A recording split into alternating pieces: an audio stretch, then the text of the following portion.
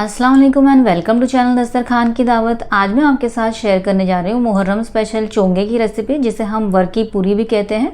इसे हम कुछ खास टिप्स एंड ट्रिक्स से बनाएंगे, जिससे कि आपके चोंगे भी बिल्कुल परफेक्ट और खस्ता बन के तैयार होंगे। और अगर आप मेरे चैनल पे नए हैं और अगर आपको मेरी रेसिपीज़ पसंद आ रही है तो चैनल को सब्सक्राइब करना और बेल आइकन प्रेस करना ना भूलें, जिससे कि मेरी नई वीडियोज़ की नोटिफिकेशन आपको सबसे पहले मिले। तो चलिए अब हम चोंगे बनाना शुरू करते हैं। चोंगे बनाने के लिए हमने यहाँ पर एक परात ले लिया है और परात के अंदर हम 2 कप मैदा ले लेंगे। इस तरह की कटोरी जो हमारे घर में नॉर्मली अवेलेबल होती है, उस कटोरी से माप के आप 2 कटोरी मैदा ले लेंगे तो भी ये 2 कप मैदा होता है। अब मैदे में हम 2 टेबलस्पून गुनगुना गर्म घी डाल देंगे। अब घी को थोड़ा संभालते हुए मैदे के साथ मिक्स कर लेंगे, क्योंकि घी थोड़ा गर्म है इसलिए इसे संभालते हुए मिक्स करेंगे। और मैदे में घी मिलाते वक्त इसके अंदर 1/4 टीस्पून नमक डालकर इसे भी साथ में मिला लेंगे। चोंगों में नमक डालने से ये नमकीन नहीं हो जाएगा, लेकिन चोंगों में थोड़ा सा अगर आप नमक ऐड करेंगे तो उसका टेस्ट थोड़ा सा और बढ़ जाएगा। और अब इसे हाथों की मदद से अच्छी तरह से मिला लेंगे। और अब यहाँ पर हमने उसे सेम कटोरी से माप कर 1 कप पानी ले लिया है। इसमें से जितना पानी लगेगा उतना हम यूज़ करेंगे, सारा पानी हम एक साथ में नहीं डालेंगे। थोड़ा थोड़ा करके हम पानी को मैदे के अंदर मिलाते जाएंगे और इसका हम बिल्कुल भी सॉफ्ट और चिकना सा आटा लगा लेंगे। जिस तरह से रोटी का डो होता है, बस उससे थोड़ा सा सख्त हमें इसका डो तैयार कर लेना है। और यहाँ पर हमने बिल्कुल भी सॉफ्ट और स्मूथ सा डो लगा लिया है। और 1 कप पानी जो हमने लिया था उसमें से सिर्फ आधा कप पानी ही यूज़ हुआ है, बाकी का जो आधा कप पानी बच गया है उसे हम इस्तेमाल नहीं करेंगे। अब तैयार किए हुए डो को इस तरह से हाथों की मदद से रोल करते हुए लंबा सिलेंड्रिकल शेप दे देंगे।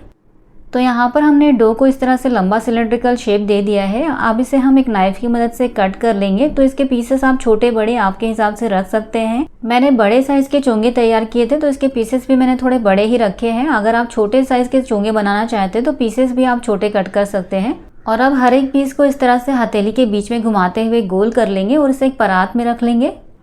और यहाँ पर हमने सभी लोइयाँ बनाकर तैयार कर ली है। अब इसे हम 10 मिनट के लिए रेस्ट पर रखेंगे और तब तक हम चोंगों में लगने वाला शुगर सिरप यानी कि चाशनी तैयार कर लेते हैं। अब चाशनी के लिए हमने यहाँ पर एक पैन को मीडियम फ्लेम पर गैस पर चढ़ा दिया है। अब उसे सेम कटोरी से माप कर हम इसके अंदर 1 कटोरी यानी कि 1 कप पानी ऐड कर देंगे। अब उसे सेम कटोरी से माप कर हम इसके अंदर 1 कटोरी यानी कि 1 कप चीनी ऐड कर देंगे। पानी और चीनी की क्वांटिटी हमें दोनों बराबर रखनी है। साथ ही में 3 हरी इलायची डाल देंगे, जिसे दबाकर हमने इसके मुंह को खोल लिया है। और अब इसे मीडियम फ्लेम पर बीच बीच में चलाते हुए इसकी 1 तार की चाशनी तैयार कर लेंगे। अब यहाँ पर हम एक और तैयारी कर लेते हैं। जो चोंगों की रोटियाँ हम तैयार करेंगे उसके ऊपर लगने वाला हम पेस्ट भी तैयार कर लेते हैं। तो यहाँ पर एक कटोरी में हमने 2 टेबलस्पून मैदा ले लिया है और साथ ही में हमने 2 टेबलस्पून घी भी ले लिया है। तो मैदा और घी की क्वांटिटी भी हमें इक्वल ही रखनी है। और अब इसे अच्छी तरह से बिल्कुल भी स्मूथ होने तक मिला लेंगे। लेकिन इसे मिक्स करने के बाद मुझे इसकी क्वांटिटी काफ़ी कम लगी, तो मैंने इसके अंदर 1/4 कप मैदा और 1/4 कप घी और डाल के इसे अच्छी तरह से मिक्स कर लिया था। और ये बिल्कुल भी स्मूथ सा बैटर बन के तैयार हो गया है। तो इसे हम कुछ देर के लिए साइड में रख देते हैं। और अब यहाँ पर चाशनी को मीडियम फ्लेम पर पकते हुए 10 मिनट हो चुके हैं। तो चलिए अब चाशनी को चेक कर लेते हैं। तो चाशनी को थोड़ा सा इस चम्मच में लेके चेक करेंगे तो अब ये चाशनी चिपचिपी और 1 तार की बनके तैयार हो चुकी है। तो अब हमने गैस के फ्लेम को बंद कर दिया है और उसे थोड़ी देर के लिए ठंडा होने देंगे। और लोइयों को बनाकर रखे हुए भी 10 मिनट हो चुके हैं। तो चलिए अब इनकी रोटियां तैयार कर लेते हैं। तो यहाँ पर हमने रोटियों को बेलने के लिए चकला और बेलन ले लिया है। अब एक लोई के ऊपर सूखा आटा लगाना है और इसे इस तरह से हथेली के बीच में घुमाते हुए इसे गोल और चिकना कर लेना है। अब इसे हमने दोनों हथेली से दबाकर थोड़ा सा चपटा कर लिया है और उसके ऊपर सूखा आटा लगा लिया है। और अब इसे बिल्कुल भी पतला सा बेल लेंगे। तो इसे हमें उसी तरह से बेलना है जिस तरह से हम रोटी को बेलते हैं। और ज़रूरत पड़ने पर हम इसके ऊपर फिर से सूखा आटा लगाएंगे और इसे अच्छी तरह से पतला बेल लेंगे। इस तरह से अगर आप चोंगे बनाते हैं तो चोंगे बनाना बहुत ही आसान हो जाता है। तो यहाँ पर हमने एक रोटी को अच्छी तरह से पतला और इवनली बेल लिया है। आप देख सकते हैं इसकी थिकनेस में आपको दिखाते हुए, ये देखिए इस तरह से ये पतली रोटी हमने तैयार कर ली है।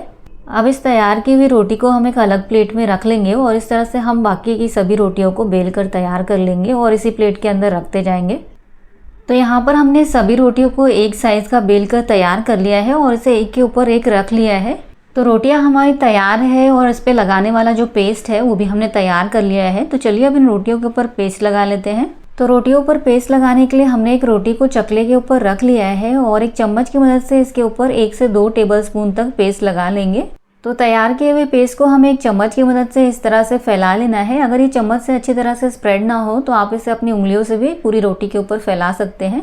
और अगर आपको पेस्ट कम लगे तो आप इसके ऊपर थोड़ा सा और पेस्ट डाल के इसे पूरी रोटी के ऊपर फैला लें। इसके किनारे तक भी हमें इसे अच्छी तरह से लगा लेना है। तो यहाँ पर हमने एक रोटी के ऊपर तैयार किए हुए पेस्ट को अच्छी तरह से लगा लिया है। अब ये जो तैयार की हुई दूसरी रोटी है उसे हम बिल्कुल भी बराबरी से इस रोटी के ऊपर रख लेंगे और इसे चिपका लेंगे।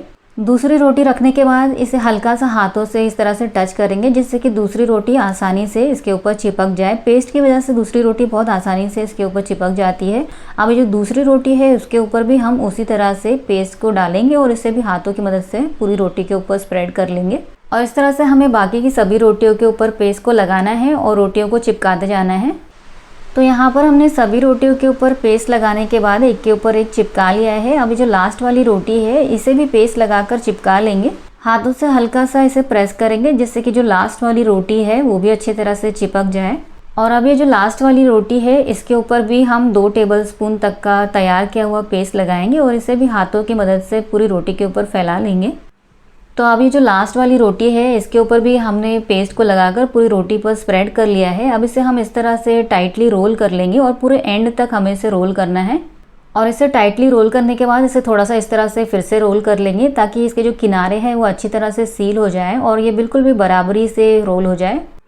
तो यहाँ पर हमने इसे बराबरी से सिलेंड्रिकल रोल कर लिया है। अब इसे एक नाइफ की मदद से कट कर लेंगे।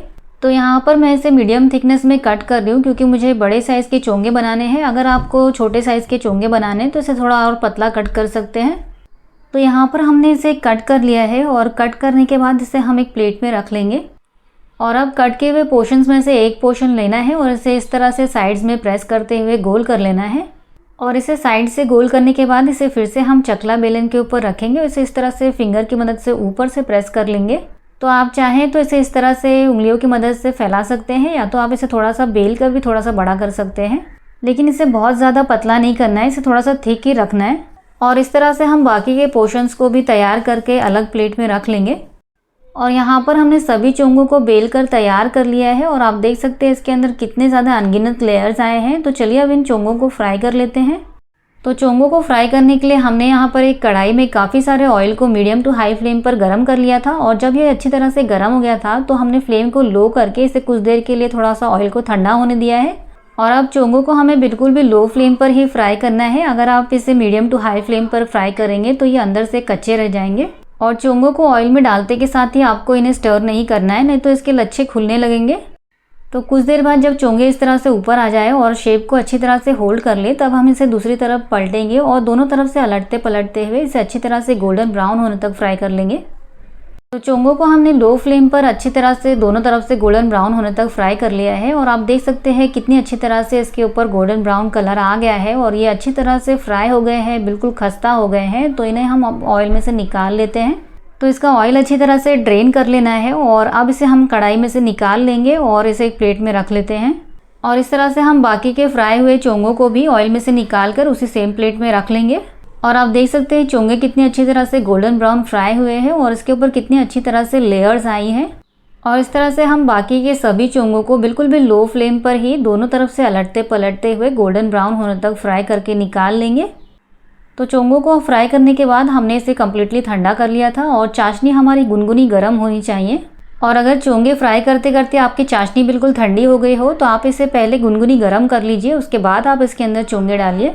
और चोंगों को चाशनी में डालने के बाद इसे एक साइड से बस 12 सेकंड तक ही चाशनी में डिप करके रखना है। उसके बाद हम साइड को पलटेंगे और दूसरे साइड से भी इसे 12 सेकंड तक ही चाशनी में डिप करके रखेंगे। उसके बाद हम इसे निकाल लेंगे और एक्सेस चाशनी को कुछ देर इस तरह से ड्रेन होने देंगे। उसके बाद हम इसे निकाल कर एक अलग प्लेट में रख लेंगे। और चोंगों को आपको बहुत ज़्यादा टाइम तक चाशनी में डुबा के नहीं रखना है, ये 10-12 सेकंड में ही अच्छी तरह से चाशनी को एब्जॉर्ब कर लेते हैं और इसकी लेयर्स के अंदर तक चाशनी बहुत अच्छी तरह से चली जाती है।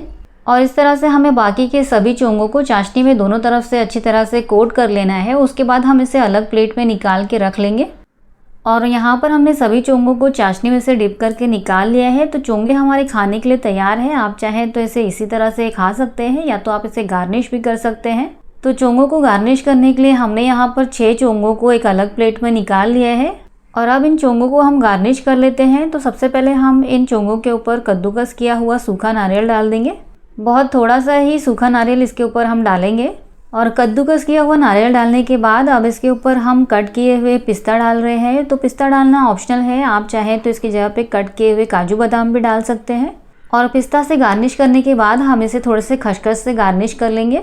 तो यहाँ पर हमने चोंगों को गार्निश कर लिया है और गार्निशिंग के बाद ये कितने ज़्यादा अट्रैक्टिव लग रहे हैं आप देख सकते हैं। और बाकी के जो चोंगे हैं उसे हमने इसके ऊपर रख लिया है और इसे भी हम उसी तरह से गार्निश कर लेंगे, पहले कद्दूकस किए हुए नारियल से, फिर खसखस से, और उसके बाद हम इसके ऊपर पिस्ता डाल देंगे। और लीजिए, बहुत ही ज़्यादा मज़ेदार से और खस्ता से मुहर्रम स्पेशल चोंगे या वर्की पूरी बनके तैयार है। और अब इसमें से एक चोंगे को मैं आपको तोड़ के दिखाती हूँ। ये देखिए कितने ज़्यादा ये खस्ता बनके तैयार हुए हैं और कितने ज़्यादा अनगिनत इसके अंदर लेयर्स आए हैं। बिल्कुल भी परफेक्ट ये चोंगे बने हैं।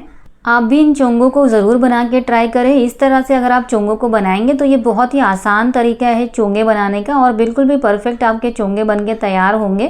तो अगर आपको ये रेसिपी पसंद आई है तो प्लीज़ इस वीडियो को लाइक कीजिए, चैनल को सब्सक्राइब कीजिए। मिलते हैं ऐसे ही मज़ेदार और एक्साइटिंग रेसिपीज़ के साथ, तब तक के लिए अल्लाह हाफिज़।